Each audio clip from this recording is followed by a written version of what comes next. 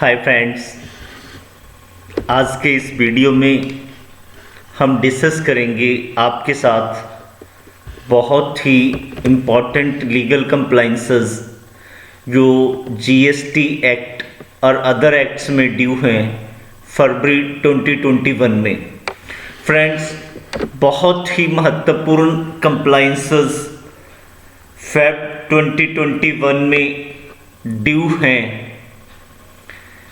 हम सबको video part 1 में जीएसटी और पार्ट 2 में हम अदर एक्ट्स डिस्कस करेंगे। पूरी जानकारी लेने के लिए बने रहिए हमारे साथ इस वीडियो के एंड तक। फ्रेंड, सबसे पहले जो हमारी कंप्लायंस जीएसटी एक्ट में ड्यू है वो है एनुअल रिटर्न। एनुअल रिटर्न जैसे आप सबको पता ही है, बहुत ही कम्प्रीहेंसिव रिटर्न है और ये फाइनेंशियल ईयर 2019-20 की हमने जीएसटीआर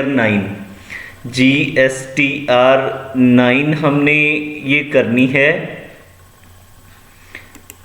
जीएसटीआर 9 ये किन्होंने फाइल करनी होती है? ये सभी रजिस्टर्ड पर्सन्स ने फाइल करनी होती है जिनकी एग्रीगेट टर्नओवर 2 करोड़ रुपए से ऊपर है या जिन्होंने ऑप्ट किया है एनुअल रिटर्न फाइल करने के लिए। इसकी जो लास्ट डेट है 28 फरवरी है, जो एक्सटेंडेड ड्यू डेट है और काफ़ी हद तक एक्सपेक्टेशन है कि जो आगे एक्सटेंडिंग होएगी, इसलिए लास्ट डेट्स की वेट मत कीजिए, इसको फाइल कर लीजिए। नेक्स्ट हमारी रिटर्न है जो इससे भी कम्प्रीहेंसिव है, जीएसटीआर 9C है। ये रिकन्सिलेशन स्टेटमेंट है, एनुअल रिटर्न जो ऊपर आप देख के आए हैं GSTR 9 and audited financial statements, इसको पूरा रिकॉन्साइल करना होता है। ऑडिटेड फाइनेंशियल स्टेटमेंट्स में क्या है, जैसे कि आप मेरे कर्सर को देख रहे हैं, और जो है हमारी एनुअल रिटर्न में क्या है उसको रिकॉन्साइल करके उसके रीजंस देके इसमें स्पेसिफाई करने होते हैं। ये उनके लिए अनिवार्य है जिन केसेस में जो टर्नओवर 5 करोड़ रुपए से ऊपर है। जिन टैक्स पेयर्स की टर्नओवर 2 करोड़ से ज़्यादा है लेकिन 5 करोड़ से कम है, उनके लिए जीएसटी की एनुअल रिटर्न ऑप्शनल है। तो फ्रेंड्स, नेक्स्ट हमारी जो इम्पोर्टेंट रिटर्न है, एक चीज़ का ध्यान रखना है, जो 1920 की है। और नेक्स्ट हमारी जो इम्पोर्टेंट रिटर्न है ये है GSTR 3B। GSTR 3B friends हमारी जीएसटी की मंथली रिटर्न होती थी या कह लो होती है। अब जन 2021 से इसमें कुछ चेंजेस एप्लीकेबल हुई हैं। उन चेंजेस के हिसाब से इसको अब जो कैटेगरी है ₹5 करोड़ कैटेगरी 1 और जो है कैटेगरी 2 अप टू ₹5 करोड़ हो गया। फ्रेंड्स, इनके लिए जो ड्यू डेट है उन टैक्स पेयर्स के लिए जिन्होंने मंथली रिटर्न के लिए जो है ऑप्ट किया हुआ है, जहां आप कह सकते हैं quarterly return monthly payment QRMP के लिए जिन्होंने ऑप्ट नहीं करा, उनके लिए जो ड्यू डेट है वो जन मंथ की कैटेगरी 1 वालों के लिए 22 फरवरी है और जो कैटेगरी 2 है उनके लिए ये 24 फरवरी है।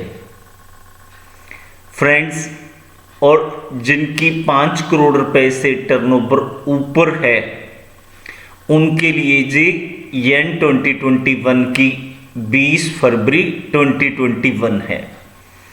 अब आप इसको समझिए, जो जीएसटीआर 3B का फंडा है ये तो था, पहले मॉडल में भी था, अब भी है, बट इसमें चेंज क्या आई है? चेंज फ्रेंड्स अब इसमें ये आई है कि जो जनवरी की रिटर्न जिन टैक्स पेयर्स की जो टर्नओवर 5 करोड़ रुपए तक है उनके लिए QRMP स्कीम एप्लीकेबल हो गई है। इसकी पूरी जानकारी लेने के लिए आप यो हमारा अलग से वीडियो है यूट्यूब चैनल पे, वो रेफर कर सकते हैं।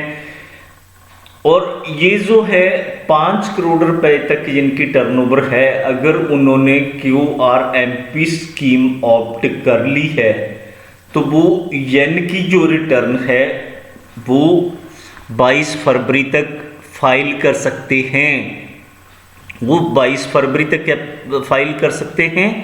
अगर उन्होंने ऑप्ट नहीं करी है या ऑप्ट करी है, इसको फिर हम एक बार दोबारा से आपको बता देते हैं कि ये जो GSTR 3B की रिटर्न है, एक तो वो टैक्स पेयर्स हो गए जिनकी टर्नओवर 5 करोड़ रुपए से ऊपर है, उनके लिए तो सभी सिनेरियोज में सेम ही है कि उन्होंने 20th of the following month को रिटर्न फाइल करनी है।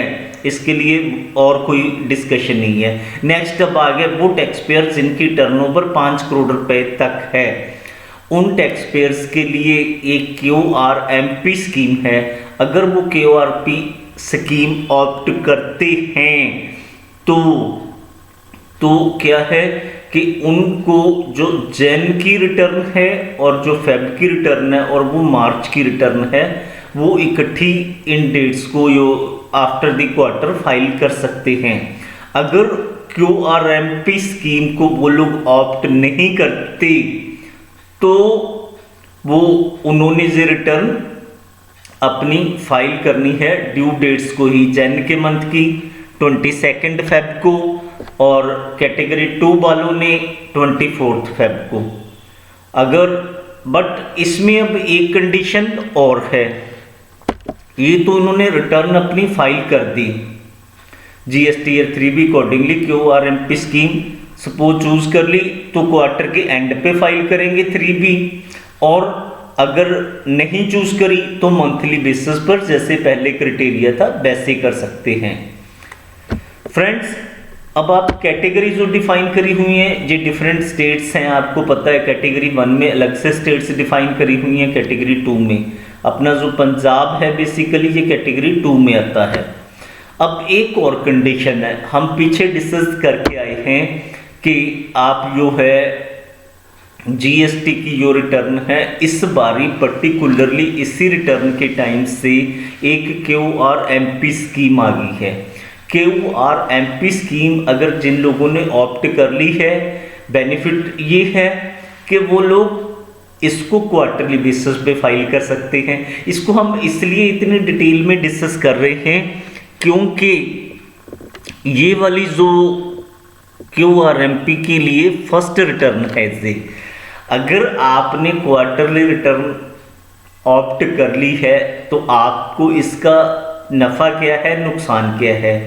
नुकसान इसका अदरवाइज क्या है, कैलकुलेशन सारी आपको प्रीवियसली जैसे आप करते थे वैसे ही करनी पड़ेगी।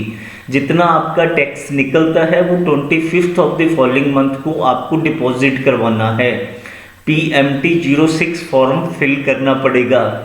इसमें और GSTR 3B फाइल करने में कोई बहुत ज़्यादा फर्क नहीं है, एफर्ट्स ऑलमोस्ट आपकी सेम ही लग जाएंगी दोनों केसेस में। And it is always better to file your return and conclude your month for the first and second months of the quarter. Third month में आपको वही रिटर्न वाला रूट एप्लीकेबल होएगा, जो रिटर्न की ड्यू डेट आपकी applicable है उससे पहले आपको टैक्स लाइबिलिटी अपनी डिस्चार्ज करनी पड़ेगी।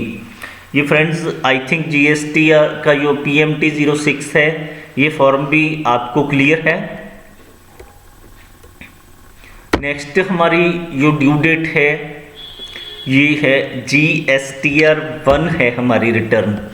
GSTR 1 फ्रेंड्स रिटर्न में क्या है, GSTR 1 रिटर्न में अब नया क्या है, नया इसका ये है कि जिन लोगों ने टैक्स पेयर्स ने, एक तो जिनकी टर्नओवर 5 करोड़ रुपए से ऊपर है उनके लिए एप्लीकेबल है, दूसरा जिन टैक्स पेयर्स की टर्नओवर 5 करोड़ से ऊपर नहीं है लेकिन उन्होंने QRMP स्कीम को ऑप्ट नहीं करा। इन स्पेसिफिक आपको हर क्वार्टर में ऑप्ट करना है, तो नहीं ऑप्ट करा तो आपको फिर मंथली रिटर्न ही फाइल करनी पड़ेगी।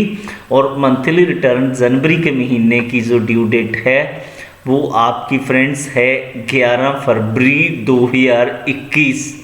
ये आपकी ड्यू डेट बन जाती है उस जन के मंथ की। सारा डाटा जन के मंथ का कैप्चर करेगा।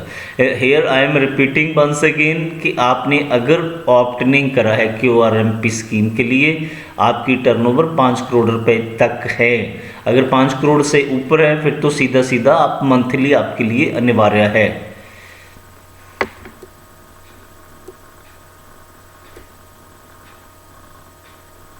पिछली बार के क्राइटेरिया से जहाँ से काफ़ी चेंज है। लास्ट टाइम जो है इसके लिए 1 करोड़ 50 लाख थी, अब भी ये 5 करोड़ है। फ्रेंड्स नेक्स्ट हमारी जो है ये है 20 फरवरी ड्यू डेट है हमारी GSTR 5 फाइल करने के लिए। GSTR 5 कौन फाइल करते हैं? Non resident taxable persons file करते हैं जन के मंथ की। और 20 फरवरी ही लास्ट डेट है GSTR 5A फाइल करने की जन के मंथ की। और जी जो है OIDAR जो हैं टैक्स पेयर्स उन्होंने फाइल करनी होती है। 13 फरवरी जो लास्ट डेट है GSTR 6 फाइल करने की है। ये इनपुट सर्विस डिस्ट्रीब्यूटर्स ने फाइल करनी होती है GSTR 6 और 13 फरवरी तक ये होती है। 10 फरवरी जो ड्यू डेट है GSTR 7 फाइल करने की है। जी उन टैक्स पेयर्स ने फाइल करनी होती है जिन्होंने GST में TDS डिडक्ट करना होता है। और जी जो डाटा इसमें कैप्चरिंग होएगी ये जन के मंथ की होएगी। 10 फरवरी जो लास्ट डेट है जो ये GSTR 8 फाइल करने की है। और जो ई-कॉमर्स ऑपरेटर्स हैं उन्होंने जी रिटर्न जो है फाइल करनी होती है। यदि ई-कॉमर्स ऑपरेटर्स ने TDS डिडक्ट किया है GST के अंडर जन के मंथ का तो वो फाइल करनी होती है। तो फ्रेंड्स ये थी हमारी सारी लीगल कंप्लाइंसेस जो GST एक्ट में हमारी ड्यू हैं। फ्रेंड्स इसमें एक चीज़ आपको और बता दूं कि यही वाला जो हमारा बेसिकली आर्टिकल है ये पब्लिश हुआ है हमारा टैक्स गुरु जो हिंदुस्तान का एमिनेंट टैक्स पोर्टल है। और उस पे हमें इसके 11,93,979 लाइक्स मिले हैं फ्रेंड्स। तो हमारे से पूरी जानकारी लेने के लिए आप फ्रेंड्स सब्सक्राइब कीजिए हमारा यूट्यूब चैनल। इसमें कोई भी लीगल अपडेट आती है तो हम इंस्टेंट बेसिस पे उसको अपलोड करते हैं। और अगर कोई आपकी क्लैरिफिकेशन है, कोई कन्फ्यूज़न है या कोई फीडबैक है तो आप वीडियो के इसके कमेंट बॉक्स में मेंशन कर सकते हैं। हम इंस्टेंट बेसिस पे आपके जो है उसको रिप्लाई करेंगे। और फ्रेंड्स इसको शेयर कीजिए मैक्सिमम अपने फ्रेंड्स तक व्हाट्सएप ग्रुप और फेसबुक ग्रुप्स में, सो दैट सभी को इसकी कंप्लाइंसेस की मैक्सिमम जानकारी हो सके। और जो पेनल्टीज़ हैं, फाइन्स हैं, नॉन कंप्लाइंसेस हैं वो नील हो सकें या मिनिमम हो सकें। फ्रेंड्स सब्सक्राइब कीजिए YouTube channel tax expert MK Gupta और साथ में ही दबाइए बेल का icon so that instant basis पर हमारा वीडियो आपको नोटिफाई हो सके। Thank you friends, thank you.